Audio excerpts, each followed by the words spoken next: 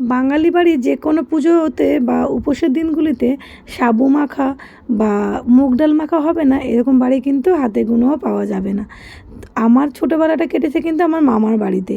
আর আমার মামার বাড়িতে যেহেতু কেটেছে, আমার দাদু দিদা যে কোনো উপোস করতো তারা দুজনে একসঙ্গে মিলেই উপোসটা করতো, সেটা শিবরাত্রি হোক বা নীলের উপোস। আর তখন আমরা যেহেতু খুব ছোটো ছিলাম, আমরা উপোস টুপোস কিছুই বুঝতাম না। আমরা নিজেরা নিজেদের খাবার খেয়ে হাঁ করে বসে থাকতাম কখন দাদু দিদা মন্দির থেকে এসে বিশাল বড় গামলায় করে এই সাবু মাখাটা মাখবে। আর এই সাবু মাখাটা তখন যে এত আনন্দ করে আমরা তৃপ্তি করে খেতাম, সেই স্বাদ আর এখন পাওয়াই যায় না। তখন দাদু দিদারা সকাল থেকে প্রায় 2 কেজি মতো সাবু একসঙ্গে ভিজিয়ে জল ঝরিয়ে রেখে দিত। তারপরে কোরানো নারকেল, সন্দেশ, বাতাসা, মিষ্টি দই, তারপর বিভিন্ন ফলমূল দিয়ে আর বাড়ির খাঁটি গরুর দুধ দিয়ে কিন্তু সাবু মাখাটা হতো। আর তার স্বাদ যে কী অপূর্ব লাগতো খেতে, পুরো আঙ্গুলের আগা থেকে গোড়া পর্যন্ত একদম যতক্ষণ মিষ্টি থাকতো ততক্ষণই চেটে চেটে খেতাম। আর সেই আনন্দ এখন আর কোথায়। এখন আমরাও বড় হয়েছি, তাই আমাদেরও উপোস করতে লাগে, তাই সাবু মাখাটা আর বাদ যায় কেন। আর নীলের উপোস, তাই আমরা সাবু সকাল থেকে ভিজিয়ে রেখেছিলাম। আর এখন আমি যত ভালো করেই মাখি না কেন, সেই স্বাদ কিন্তু পাই না। আর সবাই মিলে বসে খাওয়ার যে আনন্দটা, সেটাও কিন্তু এখন আর নেই, সেসব এখন অতীত। তবে এখন সাবু মাখাটা আমার এখনও খেতে ভালো লাগে। তবে স্বাস্থ্যের কথা মাথায় রেখে কিন্তু অনেক কিছু বাদ দিতে হয়েছে।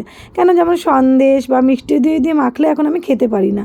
খেলেই আমার ভীষণ কষ্ট হয়, গ্যাস হয়ে যায়, অম্বল হয়ে যায়, তাই আর খাওয়াই হয় না। আর আগে যেমন সাবু মাখা হতো খাঁটি গরুর, কিন্তু সেটা জাল দেওয়া ছাড়া কাঁচা দুধ দিয়ে মাখা হতো, কিন্তু এখন আমি জাল দিয়ে ঠান্ডা করে তবেই মাখি। আর আজকে সাবু মাখাটা মেখেছি আমি এইভাবে। আর এখন যেহেতু অনেক গরম, তাই সাবু মাখাটা প্রায় যখন তখন কিন্তু খাওয়াই যায়। তো সাবুটা প্রথমে সকাল থেকে 2-3 ঘন্টা বেশ ভালো করে ভিজিয়ে রেখেছিলাম, তারপর জল ঝরিয়ে ওটাকে 2-3 ঘন্টা আমি রেখে দিয়েছিলাম।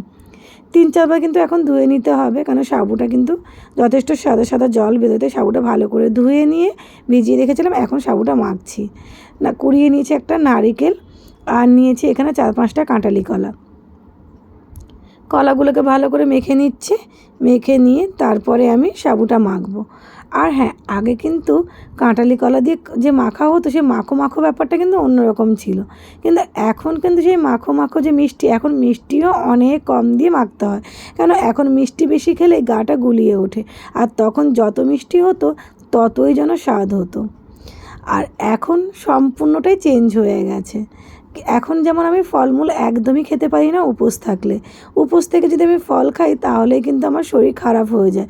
তাই আমি উপোস থেকে যে কোনো প্রথমে জল ঢেলে এসে যে কোনো একটা শরবত খেয়ে নিই, তারপরে এই সাবু মাখাটা খাই। তো প্রথমে কলা আর নারকেলটা ভালো করে মেখে নিচ্ছে, এরপরে এর মধ্যে সাবু দিয়ে ভালো করে মেখে নেব। তবে যাই বলো না কেন, এখন সাবু মাখাটা যতই ভালো হোক না কেন, কিন্তু সেই যে সবাই মিলে ছোটোবেলায় একসঙ্গে বসে খেতাম বাটি বাটি করে, সেই আনন্দটা কিন্তু এখন আর নেই। এখন অনেকটাই সাবু থাকে, কিন্তু তখন একটু ভাগে বেশি পাওয়ার জন্য দাদু দিদার দিকে হাঁ করে তাকিয়ে বসে থাকতাম। আর দাদু দিদাও আমাকে প্রচণ্ড ভালোবাসতো, তাই বেশিটাই কিন্তু দিত। কেন, মামাও ছিল বড়, মাসিও ছিল বড়। আর আমি যেহেতু ওখানে সবার ছোটো ছিলাম, তাই ভাগে বেশি আমারই হতো। তখন এতটা সাবু মাখা, বয়সে ছোটো হলেও এত সাবু মাখা খেতাম, তবুও মনে হতো মনই ভরতো না। আর কিন্তু এখন আমি এই সাবু মাখা অল্প একটু ছোটো বাটি করে খেলেই যেন গাটা গুলিয়ে ওঠে।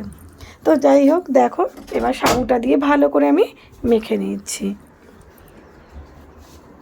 এরপর দিয়ে দিচ্ছি দুধ। আগেই বলেছি কাঁচা দুধ আমি খেতে পারি না, তাই দুধটা ভালো করে জাল দিয়ে ঠান্ডা করে রেখেছিলাম। এবার সমস্ত উপকরণগুলো ভালো করে মেখে নিচ্ছি। একটু মাখো মাখো ব্যাপারটা না হলে আবার খেতে ভালো লাগে না।